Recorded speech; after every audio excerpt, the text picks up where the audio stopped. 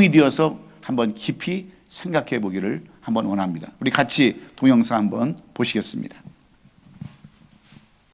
이 내용을 좀 더 구체적으로 설명하자면은, 이 무당된 그 딸 이재라는 그 여자가 심장병으로 이렇게 고통받을 때 그 심장대단에서, 기독교 심장대단에서 이 딸을 고쳐줬어요. 그런데 이제 이 딸이 성숙해서 계속 뭘 환상을 보고 뭘 이렇게 하는 겁니다. 계속 어려움을 겪다가 딸이 그냥 신내림을 받아요. 그래서 이제 병이 좀 나아졌다고 생각하는데, 엄마는 그러면서 이 딸이 이제 결혼 적령기가 되어서 결혼을 해야 되는데 엄마한테 좀 나와달라고, 이 결혼식만이라도 좀 참석해 달라고, 종교를 떠나서 그냥 엄마와 딸로서 나를 좀 만나달라고, 결혼식에 축복해 달라고 하는 간절함으로 이 지금 아이 컨택트라고 하는 이 프로그램이 진행되고 있는 거예요. 그런데 결국 엄마는 그 결혼식에 안 나가겠다라고, 그 결론이 그렇게 나요. 그러면 여러분은 만약에 여러분이 저 엄마였다고 한다면, 그 딸이 마지막으로 그렇게 눈물로 수없이 간구하게 하는 그 딸의 결혼식에 참여할 수 있는가? 여러분은 어떻게 생각하는 거예요? 한번 여러분 진심으로 정말 솔직하게 한번 가슴에 손을 얹고, 내 딸이 만약에 저렇게 되었다고 한다면 나는 어떻게 할 수 있을 것인가 한번 생각해 보자는 거예요. 여러분 같으면 어떻게 하시겠어요? 예? 뭐 까짓것 결혼식에 한번 참석하는 거, 그게 뭐가 중요해? 가면 되는 거지. 그러면서도 이 엄마는 결국은 딸의 그 부탁을 거절해 버리고 안 나가는 것으로 여기 그 아이 컨택트에서는 그렇게 나옵니다. 그래서 많은 사람들이 이것을 보면서 기독교를 어떻게 생각하고 있을까? 그 많은 댓글들도 많이 올라왔는데, 저도 한번 생각을 해봤어요. 만약에 내 딸이 저런 입장이었다고 한다면 나는 어떻게 했을까? 저도 수없이 생각해보고 수없이 엄마의 입장과 딸의 입장에서 한번 서봤어요. 그런데 결론은 뭐냐면, 이 어머니의 성숙한 믿음의 모습을 저는 발견할 수 있었어요. 결국은 타협하지 않고 끝까지 성숙한 신앙인의 모습을 보여주는 것을 제가 보면서요, 제가 거기다가 솔직히 댓글을 달고 싶었습니다. 정말 당신의 믿음은 무리보다도 낫습니다. 오히려 제사장보다, 레위인보다 더 낫습니다. 비록 이름도 별로 없고 뭐 이쁘지도 않고 잘생기지도 못했고 가진 것도 없는, 아무것도 없는 그런 여인이었지만 끝까지 자기 딸과의 그 관계에 있어서 믿음을 지켰던 이 성숙된 그 신앙의 모습을 보고서, 저는 한번 이 여인이 어느 교회를 다니는지, 어느 목사님 밑에서 훈련을 받았는지 그 교회와 이름도 알고 싶더라고요. 왜 그래요? 그녀의 아름다운 모습, 성숙한 신앙인의 모습이 저를 감동시켰기 때문이었습니다. 그런데 오늘 이 본문의 말씀도 똑같은 말씀이에요. 우리가 함께 교독한 이 빌립보서는 사도 바울이 로마 감옥에 갇혀 있을 때에 그리스도의 북쪽에 있었던 마게도니아 지역에 있는 빌립보 교회와 성도들에게 쓴 편지의 내용이 오늘 이 본문의 내용입니다. 빌립보 교회는 사도 바울이 제2차 전도 여행 때에 개척한 그러한 교회였습니다. 그래서 이 빌립보 교회는 사도 바울에게 있어서는 굉장히 아주 친근한 교회요, 잊을 수 없는 그러한 교회였고, 빌립보 교회는 끝까지 이 사도 바울의 사역에 큰 기쁨을 주고 도움을 주었던 이러한 교회가 빌립보 교회였습니다. 그 후에 사도 바울은 제3차 선교 여행 후에 예루살렘에 갔다가 유대인들에게 잡히고 로마 군인들에게 넘겨져서 감금 상태에 있을 때 이 글을 썼습니다. 그것을 옥중서시라고 그러는데, 이 에베소서나 빌립보서나 골로새서나 이 빌레몬서를 이때 기록했다라고 말하고 있습니다. 그런데 오늘 본문을 보면 한동안 이 빌립보 교회가 바울을 돕는 일을 소홀히 하다가 한참 만에 바울에게 사랑의 헌금을 보내준 것으로 이렇게 보이는데, 10절에 그 내용이 기록되어 있어요. 내가 주 안에서 크게 기뻐함은 너희가 나를 생각하던 것이 이제는 다시 싹이 남이니 너희가 또한 이를 위하여 생각나였으나 기회가 없었느니라 하면서 이 빌립보 교회가 사도 바울에게 약간의 헌금을 거두어서 에바브로디라는 그 사람에게 보내줬던 것을 받고서 이렇게 지금 그것에 대한 감사로 이게 사도 바울이 지금 이 편지를 쓰는 것입니다. 그러면서 11절에 가서 뭐라고 했냐면 내가 궁핍함으로 말하는 것이 아니라 어떠한 형편이든지 나는 자족하기를 배웠노니 하면서 나는 비천에 처할 줄도 알고 풍부에 처할 줄도 알아 모든 일 곧 배부름과 배고픔과 풍부와 궁핍에도 처할 줄 알았다. 일체의 비결을 배웠다면서 이 사도 바울의 성숙한 신앙인의 모습을 이 빌립보 교회 성도들에게 보여주고 있는 그러한 내용들입니다. 그런데 이 사도 바울은요 11절에서 한 말을 12절에서 동일하게 다시 설명합니다. 바울은 자신이 비천에게 처하는 방법도 알고 풍부에 처하는 방법도 안다고 그랬는데 한마디로 숙성된 신앙의 모습을 보여주고 있습니다. 우리말에 숙성이라는 말이 있어요. 이 말은 적당한 온도와 조건의 음식을 두면 미생물이 이렇게 발휘해서 음식을 잘 익게 하는 것을 우리는 그게 숙성이라 이렇게 얘기합니다. 그러면 영양과 맛이 더 좋아지는 거 아니겠습니까? 이처럼 숙성은 미생물이 음식을 좋게 변화시키는 것인데 음식과 마찬가지로 우리를 좋게 변화시키는 영적 숙성이 있어야 성숙된 신앙이 있어야 함을 이 본문 말씀 속에서 간접적으로 이야기하고 있는 것입니다. 우리가 맛있는 김치를 먹으려면요 상온에서 한 1도에서 5도씨에서 숙성시켜야 제맛과 향이 살아난다고 하는 그 음식 연구가들의 그런 연구 발표가 있습니다. 그래서 숙성은 음식에 적용되는 아주 중요한 필수 과정입니다. 그렇듯이 하나님의 사람은 반드시 시련과 연단이라고 하는 그러한 숙성 과정을 통과해야 비로소 성숙한 신앙인이 될 수 있다고 하는 것을 간접적으로 이 말씀 속에서 이야기하고 있는 거예요. 우리가 잘 알고 있는 모세는요 40년 동안 미디안 광야에서 숙성되어서 이스라엘의 위대한 지도자가 되었습니다. 또한 요셉이나 다윗도 그 오랫동안 15년 동안이나 여러 가지 고난과 여러 가지 어려움이라고 하는 숙성 과정을 통해서 이스라엘의 이 지도자가 되었고 또 애굽의 국무총리가 되는 그러한 위대한 일들을 감당하게 된 것입니다. 그래서 숙성의 글자가 뒤바뀌면 여러분 뭐가 됩니까? 성숙이 되는 거예요. 이 성숙이라는 것은 마음이 자라서 어른스게 되는 것을 이야기하는 겁니다. 경험과 습관을 쌓아서 익숙해지는 거예요. 이것을 심리학에서는 내가 처한 환경에 잘 대응하는 지혜와 능력이라고 이렇게 이야기하고 있습니다. 잘 성숙되어야 잘 성숙하게 되기에 우리의 신앙에도 이 절대적인 숙성이 필요합니다. 그래서 요한계시록 2장 4절에서 뭐라고 얘기합니까? 그러나 너를 책망할 것이 나니 너의 처음 사랑을 버렸느니라. 왜 여러분 이 말씀을 하게 하시겠습니까? 이 말씀은 그런 말씀이에요. 처음 가진 십자가의 사랑의 온도를 항상 같은 영적인 온도로 유지해야 숙성이 된다는 것을 이렇게 이야기하고 있는 거예요. 그렇다면 사도 바울은 어떻게 이렇게 숙성된 사람으로 성숙한 신앙인의 그러한 삶을 살 수 있었을까요? 그 비결이 어디에 있었다라고 이 본문을 통해서 말씀해 주고 있습니다. 여러분 우리는 다 성숙한 신앙인들이 되기를 원해요. 20년, 30년, 40년, 50년 믿었으면 무언가 좀 성숙된 신앙인이 되어야 되지 않겠습니까? 늘 어린아이 같은 신앙으로 살아가야 되겠어요?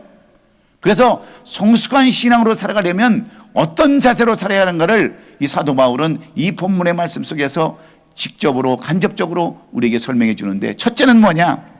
내 자신을 내려놓아야 한다는 거예요. 겸손할 때 비로소 성숙한 신앙인의 모습으로 살아갈 수 있다. 이렇게 오늘 본문 11절로 12절에서 말씀해 주고 있습니다. 오늘 본문 11절에 보면 내가 궁핍함으로 말하는 것이 아니라 어떠한 형편에서든지 나는 자족하기를 배웠다. 이렇게 이야기를 하고 있습니다. 여기서 중요한 말씀은 스스로 만족하는 법을 배웠다 하는 것입니다. 그리고 12절에 가서 감옥에 있다 할지라도 자신의 내면을 만족하는 법을 배웠다. 나는 비천하게 살 줄도 알았습니다. 풍족하게 살 줄도 알았습니다.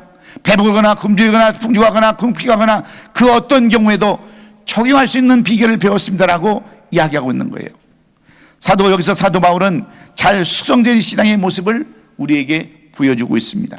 어떤 경우에도 적용하며 살 수 있는 내면의 숙성의 비결을 배웠기 때문이라고 이렇게 이야기하고 있는데, 그는 환경이 왜 이러냐고, 왜 내가 갇혀서 이런 삶을 살아야 되냐고, 하나님의 복음을 전하는 것이 무슨 잘못이냐고 얼마든지 따질 수 있었겠지만, 그는 내면의 숙성, 나를 원장시키는 것이 바로 나를 숙성시키기 위한 것이다라고 이렇게 고백하고 있습니다.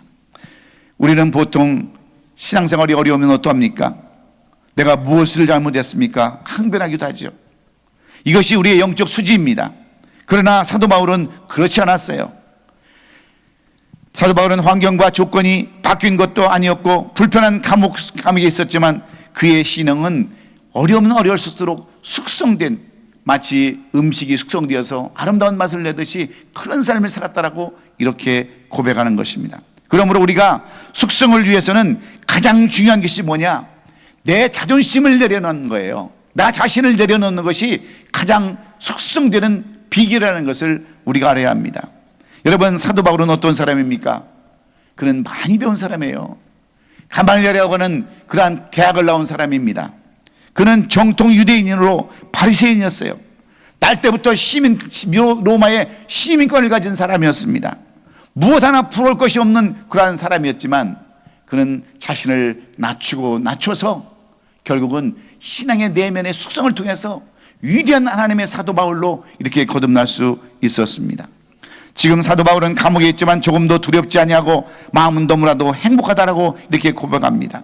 그가 지금 스스로 만족하다는 말은 영적으로 자유하다 이렇게 말하는 겁니다. 나는 너희가 알지 못하는 행복한 영적 능력을 내 안에 가지고 있다라고 이렇게 고백하고 있습니다.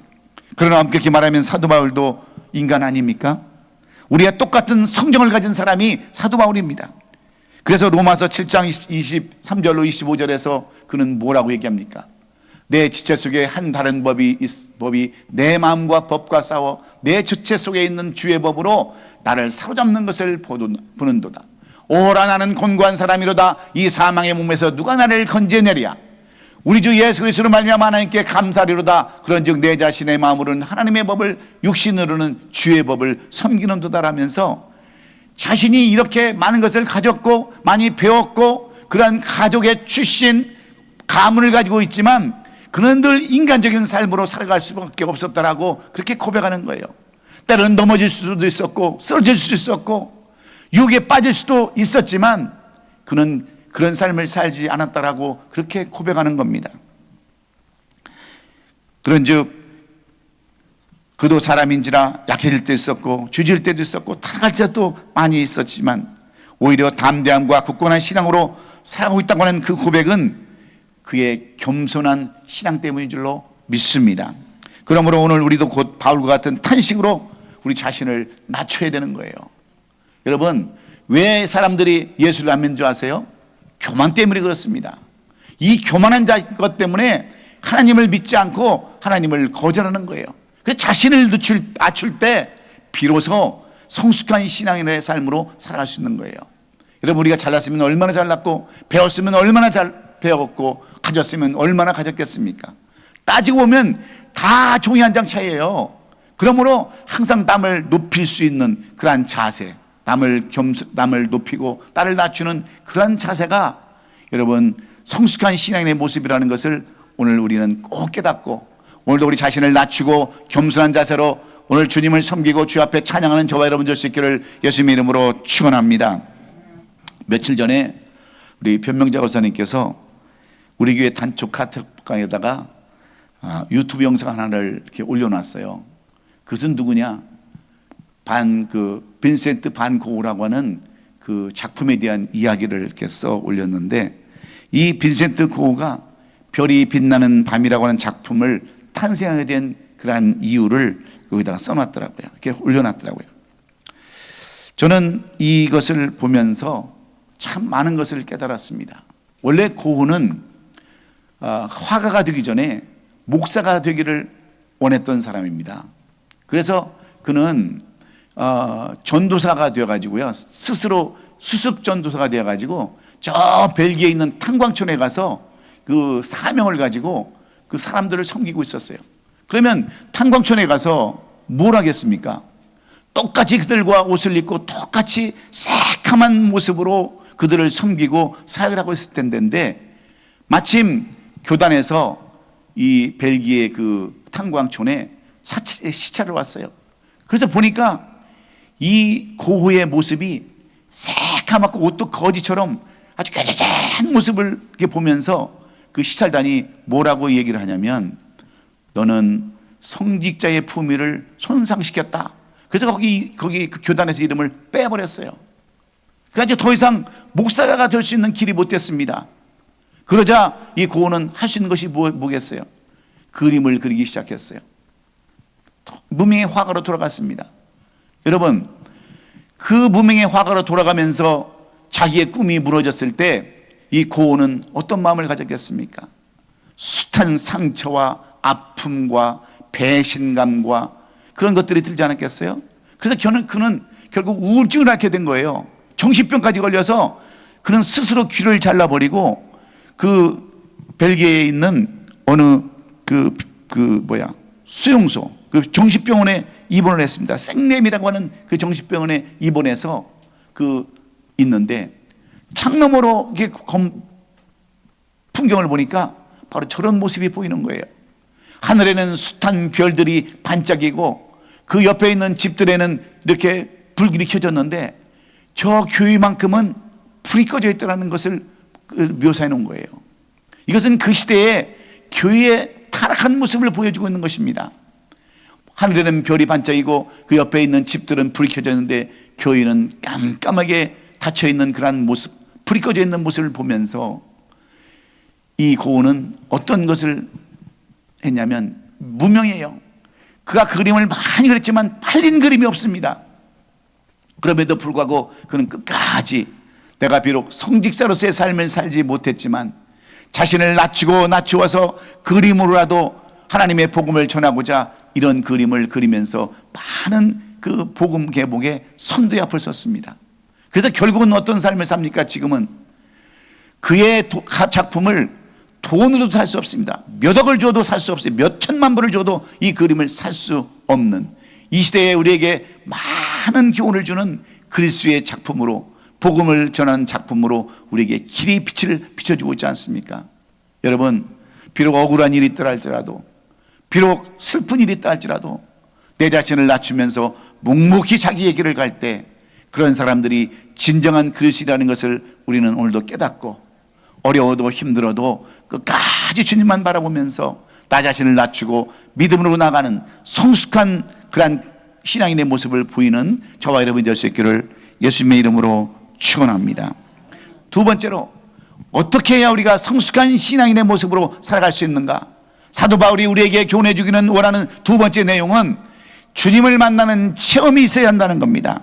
한마디로 요약하면 성령 충만함이 있을 때에 진정한 그리스도인의 삶으로, 진정한 성숙한 신앙의 삶으로 살아갈 수 있다, 이렇게 말하고 있습니다. 오늘 보면 13절에 내게 능력 주신 자 안에서 내가 모든 것을 할 수 있느니라 하신 이 구절은 우리 크리스천들이 제일 좋아하는 그런 구절 아닙니까?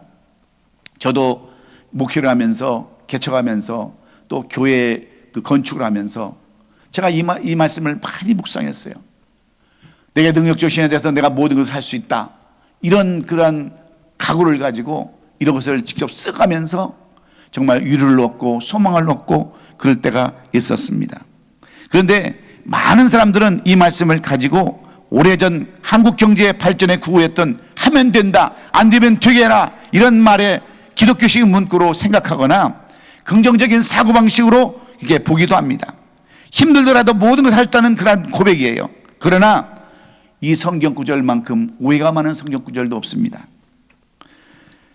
우리는 이 성경 구절을 비롯해서 모든 성경의 말씀은 여러분 문맥을 보고 해석을 해야 되는 겁니다. 그래서 이 구절에서 중요한 것은 내가 모든 것을 할 수 있다는 그런 뉘앙스가 아닌 거예요. 이 구절에서 중요한 것은 뭐냐면 모든 것을 할 수 있다. 즉 그런 뉘앙스가 아닌데 이 내게 능력 주시는 자 안에서라는 전제 조건이 붙어 있다는 거예요. 내게 능력 주시는 자 안에서라고 하는 이 전제 조건이 붙어 있을 때 내가 모든 것을 할 수 있다는 것을 우리가 깨달아야 된다는 거예요.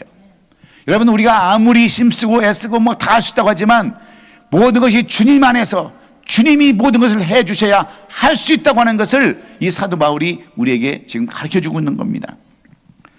그래서 모든 환경을 의미한다는 것을 알 수가 있는데, 바울은 지금 자신이 아무거나 다 할 수 있거나 절대적으로 모든 것을 다 할 수 있다고 말하는 것이 아니에요. 자신이 궁핍할 때도 적절할 때 제치할 수 있었고, 풍부할 때도 적절히 대할 수 있었는 것, 가난 중에서도 잘 극복할 수 있었던 것은 무엇 때문입니까? 오늘 본문 11절에서도 나오고 12절에서도 연겁히 나오는 것은 배웠다는 거예요. 배웠다는 거예요. 알았다는 겁니다. 누구를 통해서? 예수 그리스도를 통해서 내가 배웠고 알아서 내가 이렇게 모든 것을 할 수 있다는 것을 깨달았다고 이렇게 얘기합니다. 이것이 사도 바울의 그러한 성숙한 신앙인의 모습인 것입니다. 그렇습니다. 배움 즉 훈련의 과정을 통해서 이 모든 것이 된 것이라고 이렇게 사도 바울은 고백하고 있는 거예요. 한마디로 말하면 성령 충만함을 받았다는 겁니다. 위대한 사도 바울이라고 단기간에 저절로 이런 능력이 임하는 것이 아닙니다. 오랜 세월 동안 주님 안에서 말씀과 기도로 애쓰는 가운데 내면의 숙성 과정을 이 사도 바울이 배웠다 이렇게 얘기하는 거예요. 그렇다면 우리도 사도 바울처럼 성숙한 신앙의 모습으로 살아가려면 어떻게 해야 되겠습니까? 무엇보다도 예수님을 만나고 경험하며 성령의 체험이 있어야 되는 줄로 믿습니다. 그래서 누가복음 11장 13절에서 너희가 악할지라도 좋은 것을 자기에게 줄 줄 알거든 하물며 너희 하늘 아버지께서 구하는 자에게 성령을 주시지 않겠느냐. 이 말씀을 하기 전에 주님은 뭐라고 말씀합니까? 구하라 그러면 주실 것이요, 찾으라 찾을 것이요, 찾으라 그러면 찾아낼 것이요, 문을 두드리라 그러면 열릴 것이라고 오늘 장로님 기도하시면서도 말씀하지 않았습니까? 여러분, 오늘도 우리가 성령 충만 받기 위해서 찾을 것은 찾고 구할 것은 구하고 여러분 문을 두드릴 것은 두드려야 되는 줄로 믿습니다. 그래서 성령 충만을 받아야 되는 거예요. 그런데 우리가 성령 충만 받지 못하면 어떤 삶을 살아갑니까? 늘 넘어지고 쓰러지는 그런 삶을 살아갈 수밖에 없는 것입니다. 그래서 우리는 오늘도 이렇게 성령 충만을 받아야 되는데, 성령 충만 받지 않으면 우리가 내면의 성숙함을 우리가 받을 수 없다는 거예요. 우리가 잘 아는 위대한 조각가인 노댕은요 3번이나 프랑스 국립미술학교에 입학하려다가 거절당하고 말았습니다. 딱방했습니다. 그래서 얼마나 실망이 되고 얼마나 어려운지 그는 먹고 살기 위해서 무슨 일을 했냐면 금세공하는 일을 했어요. 이 무슨 것을 이렇게 철을 세공하고 있는 것을 세공을 하기 시작했어요. 은세공하는 일에 몰두했습니다. 그런데 어느 날 이렇게 보니까 이 동료가 보니까 이 노댕이 그 조각을 너무너무 잘하는데 매일 하는 게 뭐냐? 그냥 눈에 보이는 거, 눈에 보이는 것들, 나뭇잎 이런 것들, 무슨 별 이런 것들만 조각하니까 옆에 있는 동료가 이야기를 합니다. 눈에 보이는 것만 만들지 말고 내면의 것을 한번 만들어 봐라 이렇게 충고를 했어요. 그때 이 노댕이 충격을 받습니다. 나는 왜 여지껏 보이는 것만 하고 보이지 않는 것은 못했을까? 그렇게 생각을 하다가 내면의 숙성함이 나타나기 시작하는 거예요. 내면이 뭔가 들끓기 시작하는 거예요. 그래서 그가 만든 위대한 작품이 무슨 작품이겠습니까? 네? 노댕하면 생각하는 사람이라고 하는 그 위대한 작품을 만들게 된 거예요. 여러분, 우리도 마찬가지예요. 우리가 겉으로만 신앙생활하면 내면의 것을 우리가 성숙시킬 수 없어요.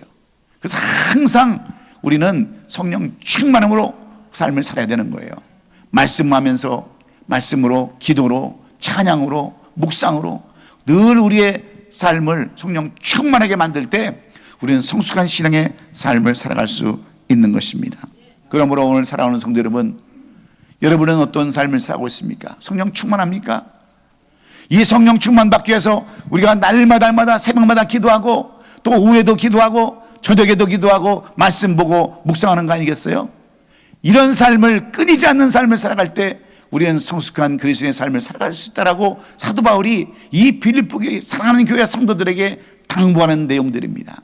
오늘도 여러분 성령 충만받기를 주의 이름으로 축원합니다. 마지막으로 함께 동참하고 참여하는 것이 바로 성숙한 신앙인의 모습이라고 우리에게 설명해 주고 있습니다. 여러분, 좋은 일을 함께하고 동참하는 것을 말하고 행동으로 옮기는 것을 이야기하고 있습니다. 한마디로 협력을 강조하는 겁니다. 오늘 보면 14절로 15절에 보면 그러나 너희가 내 교름에 함께 참여했으니 잘하였도다.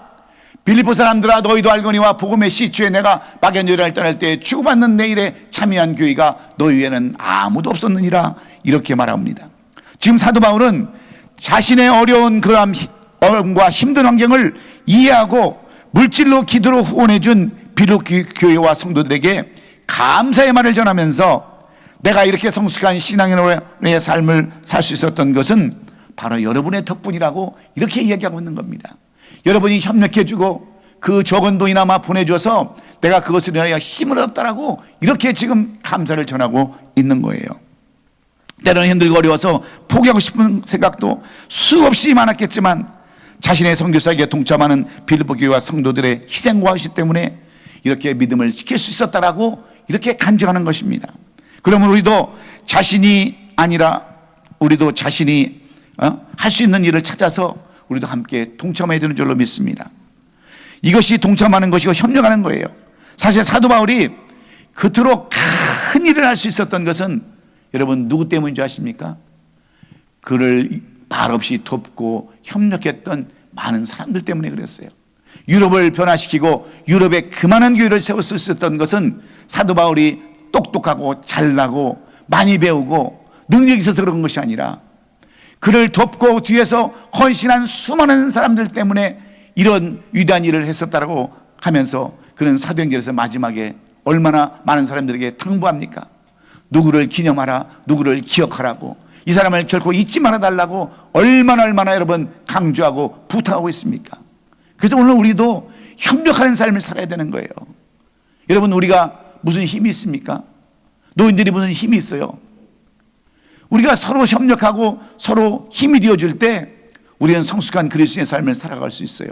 근데 매일 그냥 잡아 끌고 욕하고 비하하고 흉보고 이러면 어떻게 우리가 성숙한 그리스도의 삶을 살 수 있느냐는 거예요.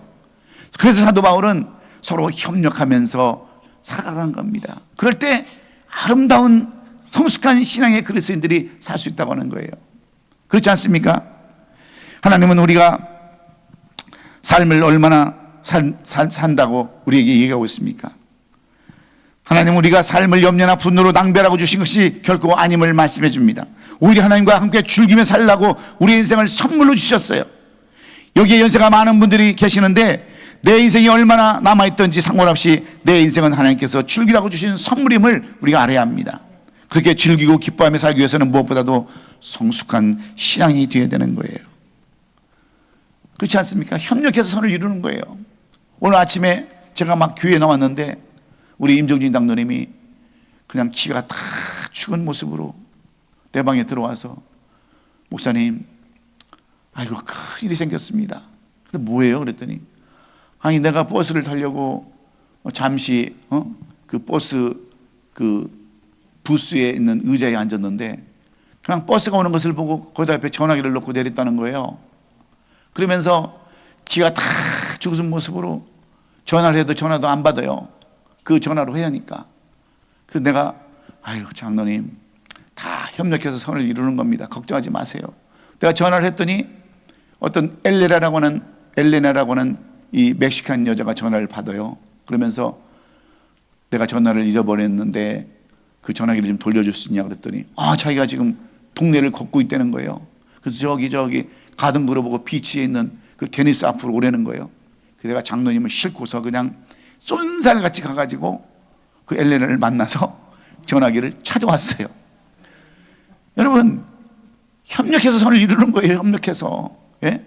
그냥 걱정하고 근심하고 넘어지면 무슨 소용이 있겠습니까? 다 우리는 협력해서 아름다운 선을 이루어야 되는 사람들이에요. 그래서 우리 교회는 협력하는 그런 교회에 동참하는 교회가 될 수 있기를 주의 이름으로 축원합니다. 내게 능력 주신 자리에서 모든 것을 할 수 있다고 선포하는 신앙으로 숙성하셔서 우리 모두 성숙한 신앙들의 모습이 다 될 수 있기를 주의 이름으로 축원합니다. 그러기 위해서는 어때야 됩니까? 내 자신을 내려놓는 겸손함이 있어야 되는 거예요. 주님을 만나는 성령 충만함이 있어야 되는 거예요. 하나님과 함께하고 동참하는 협력이 있어야 될 때 우리는 그리스도의 삶, 성숙한 신앙인의 모습으로 살아갈 줄로 믿고 이 한 주간 우리 모두 다 실천하는 저와 여러분 될 수 있기를 예수 그리스도의 이름으로 축원합니다. 기도하겠습니다.